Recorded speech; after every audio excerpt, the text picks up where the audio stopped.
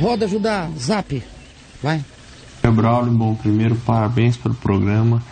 O Papo de Graça tem me alegrado muito, tem me feito muito bem. Eu gosto de, sempre que eu posso, eu assisto, gosto de ver a simplicidade do Evangelho pregado, e parabéns por isso.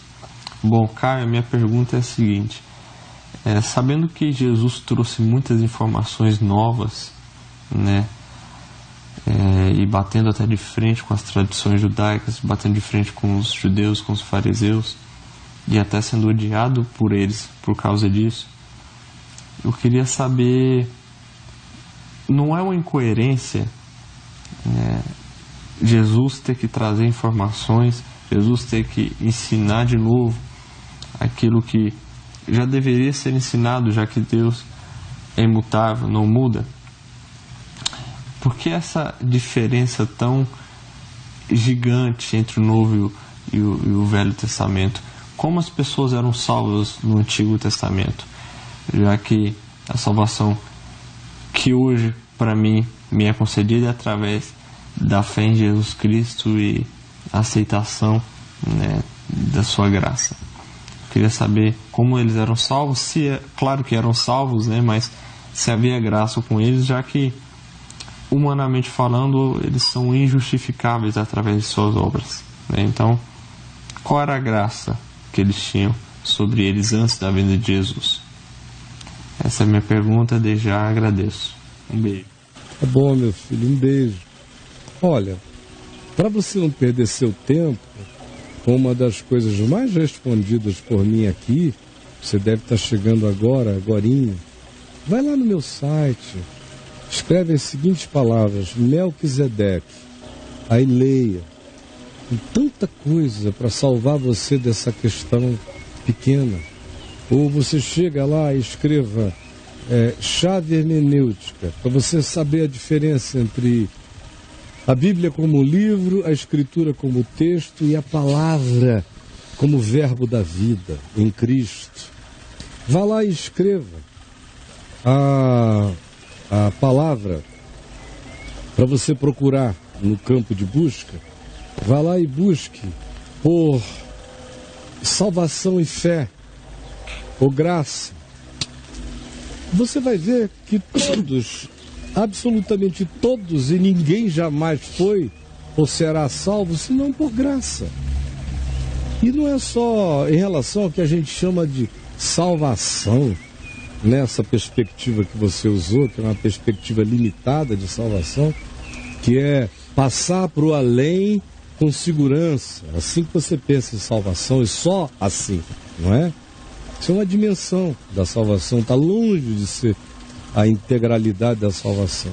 Pois bem, todo mundo é salvo pela graça e tudo existe por causa de graça. O que você acha que existe sem ser por causa de graça? O átomo?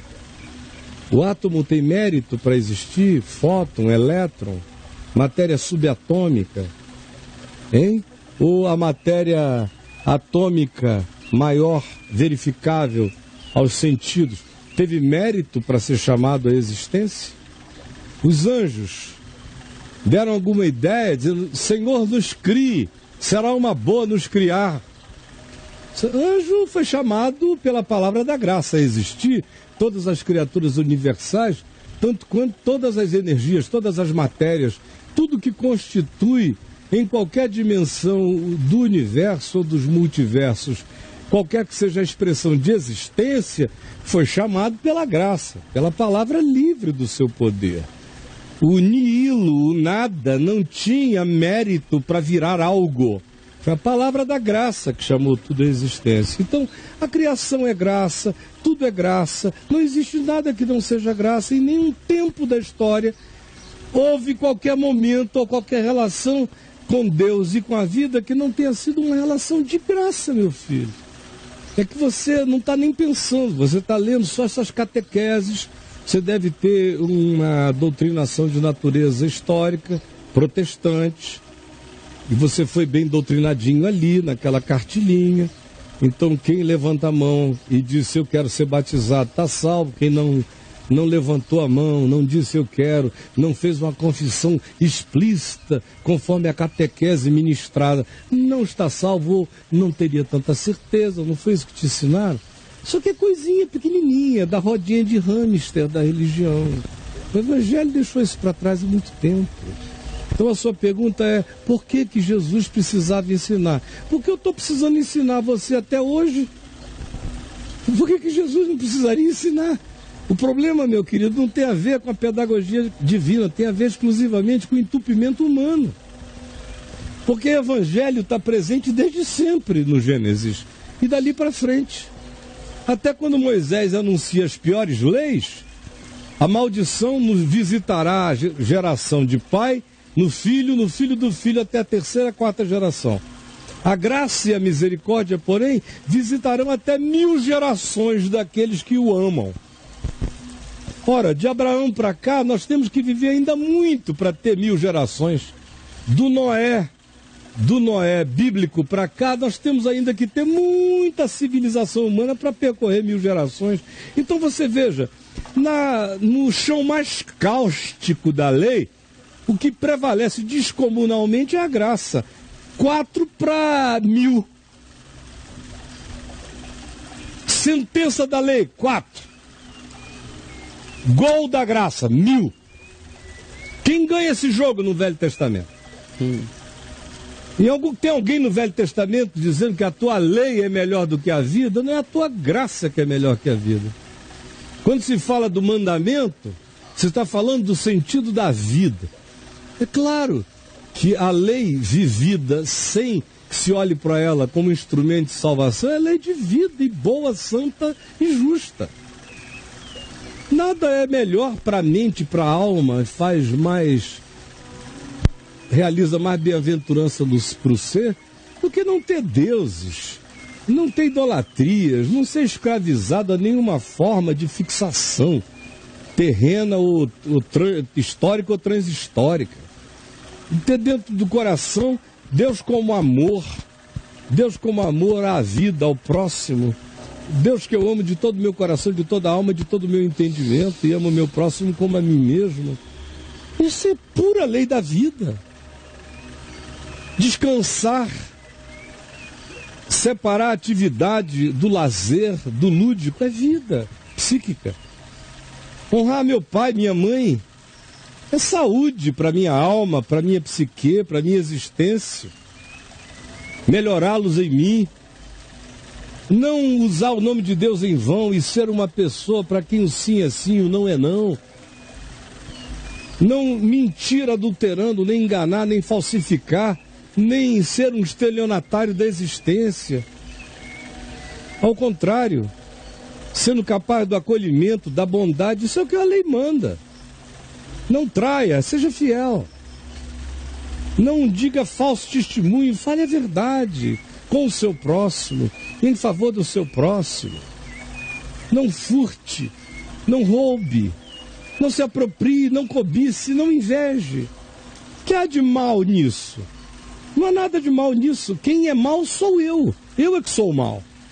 Porque eu sou mal é que a lei, sendo boa, me faz tão mal, porque levanta em mim a certeza de que eu sou o cara ruim que eu sou. E quanto pior eu me veja, e quanto pior me vendo, isso se vincule a uma certeza de julgamento e punição, e eu só tenha isto, eu me torno pior ainda. Porque, desculpe, cagado, cagado e meio. É assim que a alma humana funciona. Um cara chega, você diz para ele, você está perdido. Ele diz, bom, então ferrado e meio. É o que Paulo diz em Romanos, a lei avulta isso e os homens só pioram por causa dessa certeza. Agora, a graça de Deus, que é a graça da criação, é a graça de tudo, existe sempre, porque tudo que existe no ambiente da graça. Vá lá no caiofab.net e leia um texto, só para concluir aqui a minha fala curta, sobre um assunto repetido demais por mim. Vá lá e leia o seguinte texto. Cristo antes do Jesus histórico. Se alguém conseguir achar aí dentro esse texto e botar aí para ele ver, o tema exato é Cristo antes do Jesus histórico. Se você escrever histórico, você chega lá, nesse texto, no campo de busca. É Cristo antes do Jesus histórico. Leia isso para entender. Jesus, o Jesus da história, Jesus Cristo, é o Messias designado. Cristo, o Cristo eterno, sempre esteve presente. Você devia fazer, está aí o texto, Cristo antes do Jesus histórico. Leia esse texto.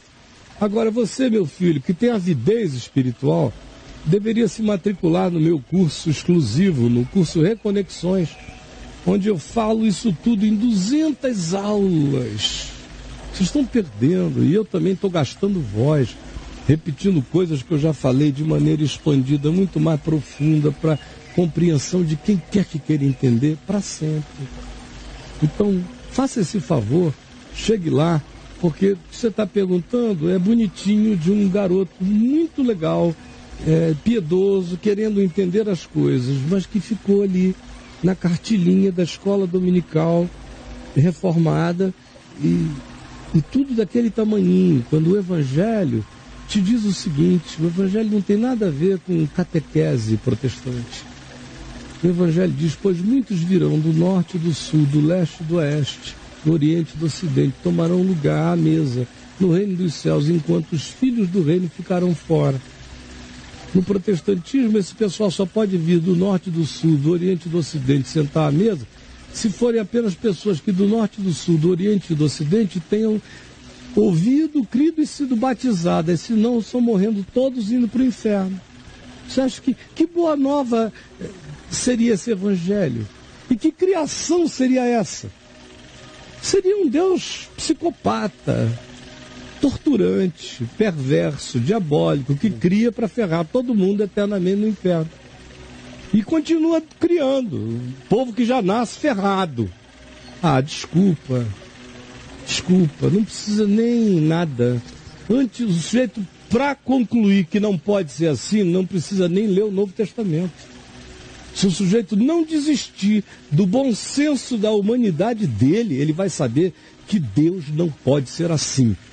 Que assim quem é o diabo, e não o Deus acerca de quem se diz que ele é amor, vida e graça.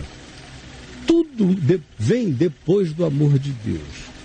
E é na sua graça que todas as coisas foram criadas, porque nada merecia existir. O que teria mérito para ser? Tudo vem da liberdade absoluta da palavra do seu poder, dizendo vem. Ele chama a existência. E não cabe a mim nem a você queremos separar joio do trigo. Há joio nesse mundo há trigo nesse mundo há. Quem os separará não serei eu. Toda tentativa catequética, doutrinária, é tentativa de previamente separar o joio do trigo. E vocês pecam e blasfemam contra o Evangelho, buscando as certezas nas áreas em que Jesus disse que era para deixar tudo aberto. E ao invés de abraçar as certezas na área em que Jesus disse que a gente tinha que estar fechado, sem largar nunca, andando em amor, preocupando-se com as coisas que concernem aos humanos. A diferença de comunicação entre o Velho Testamento é a diferença entre a estupidez de um lado e menos estupidez do outro. Agora, a prova de que a estupidez é contínua, que depois de Jesus eu estou tendo que explicar a mesma coisa todo dia. É um problema de comunicação divina? É um porquê para a gente dirigir a Deus? Ou é um porquê para eu dirigir a você? Por que ainda a cabeça de todo mundo é assim? Tem que começar a se enxergar, para começar a entender alguma coisa. Um beijo, meu filho. Deus te abençoe. Vamos lá? Ô Caio, por que Jesus com tanta... O Jesus foi um cara muito curto e grosso. Ele não é um cara subjetivo. Por que os religiosos são tão... Eles não leem o Evangelho de Carreirinho. Jesus é rápido, sim. Brolho, você está lendo aqui o Evangelho de Carreirinho. Sim, claro. Você ainda não tinha lido, provavelmente, o Evangelho todo de Carreirinho. Não. Você vem lendo, assim, Pedacinhos. Você vem lendo. Agora você está lendo. De Mateus para cá, só lendo aqui de manhã comigo de Carreirinho. Teu entendimento já não ampliou absurdamente a respeito de um monte de coisas? Não leem o Evangelho de Carreirinho. Quando eles leem, eles querem ler a Bíblia toda. A Bíblia é um livro todo fatiado, incompreensível. A Bíblia passa a ser um livro viável depois que eu li muito o Novo Testamento e tenho algum conhecimento histórico para aproveitar o Velho. Do contrário, é todo fatiado. Pressupõe um conhecimento para ler o Velho Testamento histórico, da história de Israel, de um monte de coisas que o povo não tem. Não tem nem história, conhecimento da história do Brasil. O cara não tem conhecimento da história de Brasília, se mora aqui, que só tem 60 anos. Vai ter da história de Israel e dos povos à volta. O pessoal não sabe quem foi Lúcio Costa. Não sabe quem foi. Não foi. O Niemeyer também já está esquecido. Já está acabando. Então, vão ter da história de Israel. Não tem nada mais acessível do que ler os evangelhos. Eu estou provando aqui para todo mundo como o problema é falta de leitura contínua, simples, não catequética do evangelho. Como tudo vai abrindo. Sem interferência. De ninguém. E é isso que apavora o pessoal. Por que as igrejas valorizam o púlpito e não a leitura do evangelho de carreirinha? Porque se o cara ler o evangelho de carreirinha, ele vai chegar à conclusão de que 98% das coisas que do púlpito se diz que são essenciais não servem para nada. Bom, é só isso. A igreja, gente, não suporta o Novo Testamento. Não suporta o Novo Testamento, não suporta o Evangelho. Primeiro eu tenho que ler os Evangelhos para eu saber quem é Jesus. Depois que eu sei quem é Jesus, aí eu leio Atos dos Apóstolos. Sabendo que são Atos dos Apóstolos, não são Atos de Jesus. São dos apóstolos. Dos apóstolos. Tem coisa certa, tem coisa errada. Tem vacilos tem dos coisa apóstolos. Que deu certo, tem coisa que não deu. Aí eu leio, por exemplo, Romanos nessa sequência, para não botar a sequência cronológica, que eu teria que dar um pulo, e aí eu teria que ler 1 Tessalonicenses. Não é esse o caso. Está fora da ordem. Cronológica. Mas aí eu leio Romanos, era bom ler o último capítulo, que diz para quem que o livro foi escrito. Uma assembleia de judeus, de romanos e de pessoas de vários lugares da terra. Por isso tem assuntos que são pertinentes aos judeus, aplicados ao contexto dos pagãos, e os pagãos aplicados ao entendimento dos judeus, porque aquela era uma assembleia mista. Agora, você vê Paulo escrevendo ou conversando em Tessalônica, ele ia puxar o assunto de Abraão, por quê? Para quê? Se só tivesse com ele gente grega, ou macedônia. Que não estão nem aí. Ou no Areópago, ele começou dizendo, porque o nosso pai Abraão... Não, né? Não, ele partiu de Epícoro, de Zenão, filosofia estoica, um monte de coisa. Partiu dali, partiu de Epimênides, porque dele também somos geração. Citou um poeta, filósofo grego. Construiu tudo o que ele queria dizer sobre Jesus, chegou na ressurreição sem tocar em judaísmo. Porque o judaísmo não tem nada a ver com o evangelho, a não ser que eu seja judeu ou que eu tenha sido impregnado dessa história. Aí começa a se tornar importante para mim. Porque se eu sou só um cara que estou pagão de tudo, vivendo em Estocolmo, num mundo pós-cristão, onde de Jesus eu só conheço a fachada dos templos, e nada mais. E você vem com esse papo para mim de Abraão, Isaac e Jacó, eu estou pensando que você é um sionista fanático. Eu já vou te tomar por um ser ideologizado. Já vou fechar meu coração porque você tem a me dizer, só porque você veio com um culto ao DNA de Abraão. Olha só, o DNA de Abraão, o que está fazendo no mundo? Paulo está cantando mais do que tudo no planeta por causa do DNA de Abraão. É um pinto desgraçado esse de Abraão. A terra foi abençoada, como se disse lá em Gênesis 12, em ti serão benditas todas as famílias da terra. Foi o que se disse a Abraão quando ele saiu de Ur dos Caldeus. Foi dito a ele. Isso está se cumprindo na terra inteira de maneira subjetiva. O planeta Terra seria infinitamente pior se não tivesse havido a chegada do sentimento e da fé de Abraão, que é o Criador de todas as coisas não está disponível aos sentidos.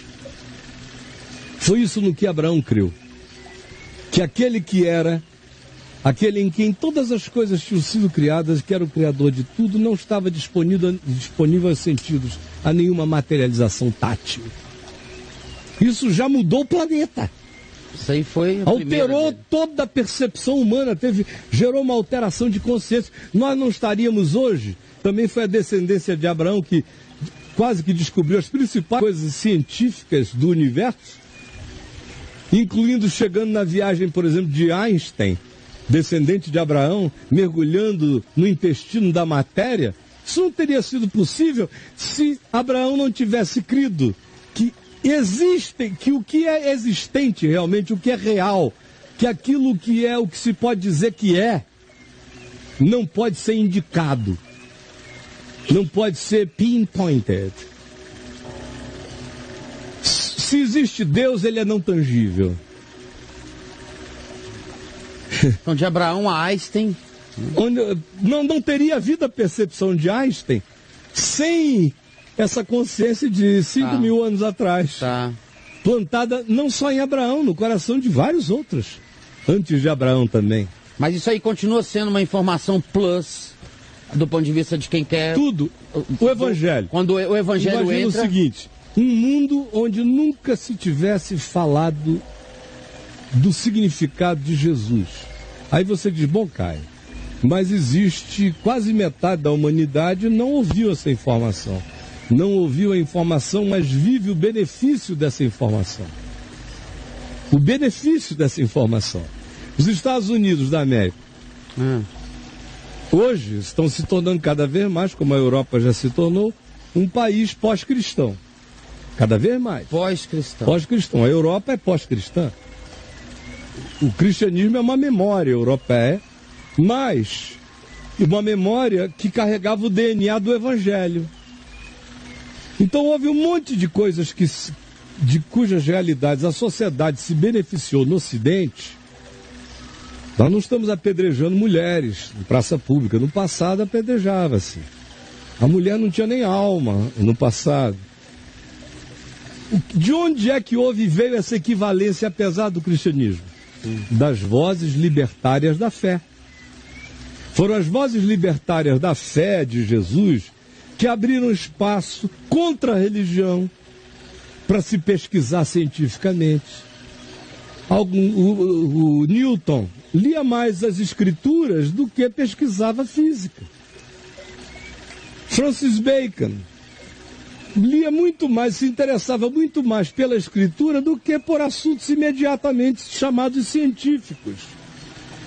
Algumas das principais contribuições, Galileu Galilei, indo para as artes, para um Miguel Ângelo, um cara cheio de consciência de fé, do Evangelho. Alguns dos maiores benefícios que a humanidade tem em todas as áreas da ciência, do saber, da medicina, arquitetura, vieram de pessoas cheias da consciência do Evangelho e perseguidas pelo cristianismo. Bom, metade do mundo que não recebeu essa informação experimenta muitos desses benefícios que foram produzidos no ocidente da Terra, que são aproveitados na Terra inteira sem que as pessoas saibam. Como, por exemplo, hoje, nos Estados Unidos e na Europa, que são mundos crescentemente pós-cristãos. Todos os grandes benefícios sociais, direitos humanos e tudo mais que essas civilizações adquiriram nasceram da realidade proposta pelo Evangelho. Não eram empreendimentos religiosos, não foram tratados como princípios religiosos. Alguns foram ateus que não sabiam nem de onde tinham sido tão marcados e por onde tinham sido tão marcados em relação às causas que defendiam. Estavam defendendo causas do Evangelho contra a igreja. E o mundo recebendo esse benefício. Então, nesse sentido, todas as famílias da Terra foram abençoadas e são. Mesmo sem saber, mesmo sem saber. Agora, do ponto de vista objetivo, histórico, mensurável, quantificável, o DNA de Abraão está se fazendo pau cantar na terra inteira. Judeu, árabe e islâmicos de um lado, judeus do outro, e o cristianismo, que é judaico-cristão, e pagão nas outras sincretismos fazem parte desse DNA histórico da confusão que não cessa. Ô Caio, você falou de Romanos, você falou de Tessalonicenses, né, que Paulo, ele adequava, né, a cultura local, claro, direitinho. Ele diz, faço-me de tudo para com todos para ver se me comunico com alguém, né? Por que a igreja não? Por que a igreja tem que emplacar o Abraão? Não se converteu ao Evangelho. Quem tem que trazer nada. Essa coisa judaica? Olha só, brother, eu estou aqui há 43 anos. Se fosse fácil, sinceramente, eu tinha feito progressos. Você tinha feito? Eu não fiz outra coisa, eu não chego a ser burro. Não chego a ser burro.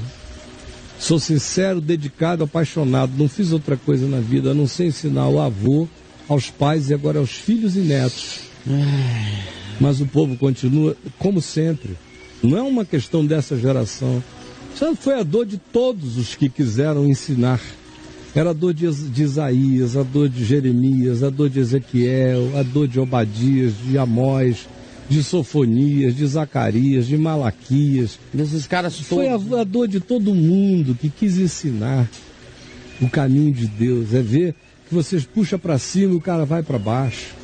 Que o boi conhece o seu possuidor, mas o ser humano não reconhece quem o criou.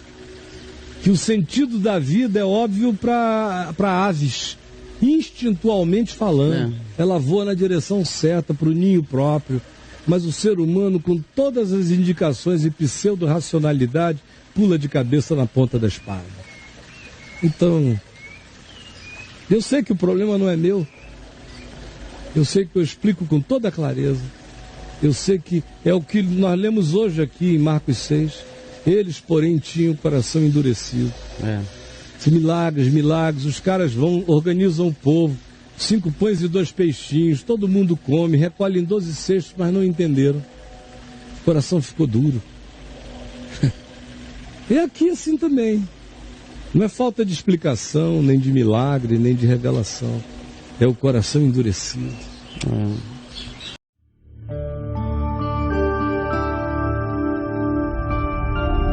Vem IVTV, o canal é você.